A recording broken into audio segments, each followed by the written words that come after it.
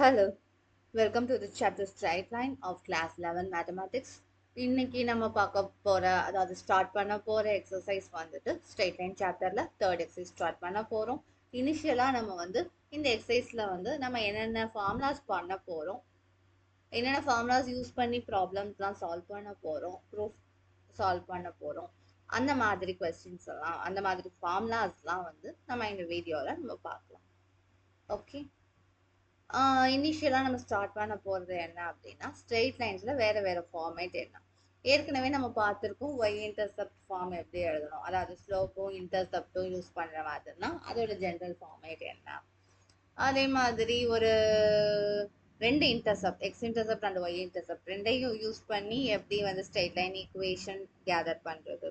So இந்த மாதிரி விஷயங்கள்லாம் நம்ம படிச்சிருக்கோம். அதெல்லாம் ஒரு ரீகலெக்ட் பண்ணுவோம். ஜென்ரல் ஃபார்ம் ஒரு ஸ்ட்ரெயிட் லைனோட ஜென்ரல் ஃபார்ம் என்ன அப்படின்னா ax plus by plus c is equal to 0. இந்த a b c எல்லாம் கான்ஸ்டன்ட். இதை வந்து ரீரைட் பண்றோம். எப்படி ரீரைட் பண்றோம் அப்படின்னா y equal to அந்த ஃபார்மேட்ல ரீரைட் பண்றோம். ரீரைட் பண்ணும்போது எப்போ இப்படி ரீரைட் பண்ண முடியும் அப்படின்னா b வந்து நான் ஜீரோவா இருக்கும் போதுதான். பிகாஸ் வந்து b வந்து நம்ம டினாமினேட்டர்ல கொண்டு வரும்போது அந்த வேல்யூ வந்து டிஃபைன்டா இருக்கணும். எப்போ டிஃபைன்டா இருக்கும், denominator is not to be zero.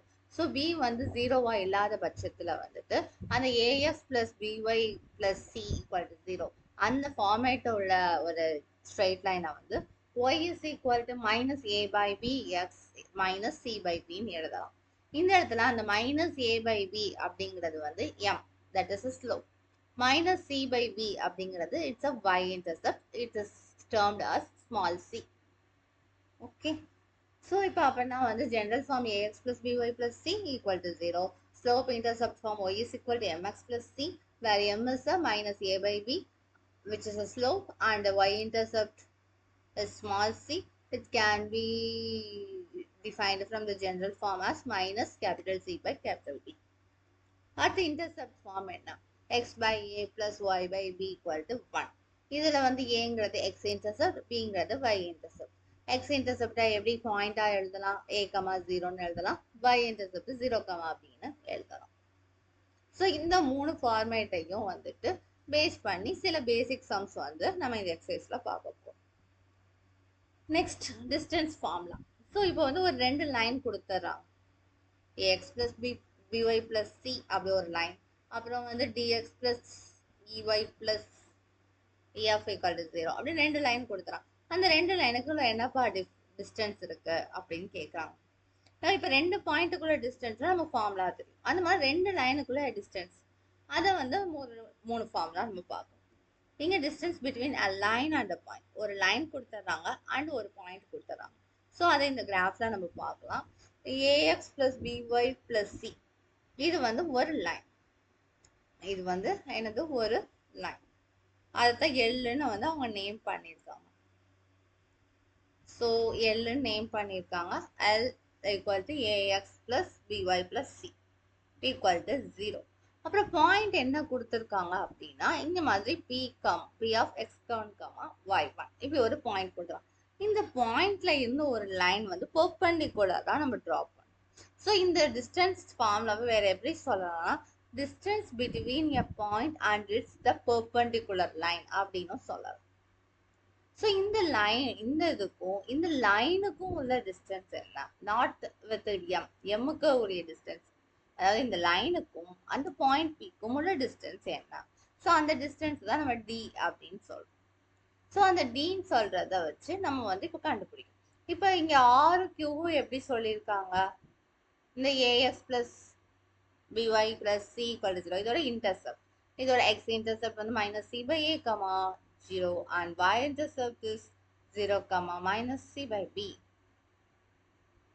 So இதை யூஸ் பண்ணி வந்துட்டு பாயிண்ட் எல்லாம் யூஸ் பண்ணி ட்ரா பண்ணிடும். இப்போ டிங்கிறது வந்து இந்த பாயிண்ட் பிக்கும் பாயிண்ட் எம்முக்கும் உள்ள டிஸ்டன்ஸ், அதனோட ஃபார்முலா என்ன அப்படிங்கிறத பார்க்கணும்.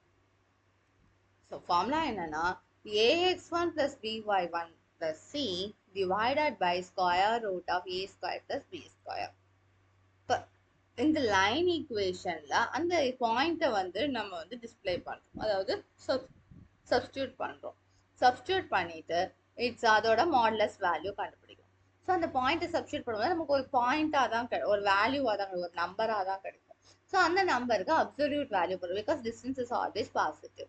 Here divided by square root of அந்த coefficient square a square plus b square. So இதே இதை வந்து நம்ம y equal to m x plus c ஃபார்மேட்ல எழுதணும்னா அதை எப்படி சால்வ் பண்றது அப்படின்னு பார்க்கலாம். So next two parallel lines, ரெண்டு பேரலல் லைன்ஸ் இருக்கு. அந்த ரெண்டு பேரலல் லைன்ஸ்க்கு இருக்க டிஸ்டன்ஸ் பேரலல் லைன்ஸ் அப்படின்னு பார்த்தோம்னா எப்பயுமே கான்ஸ்டன்ட் மட்டும் தான் வேரி ஆகும், ஸ்லோப் வந்து சேம் ஆகும்.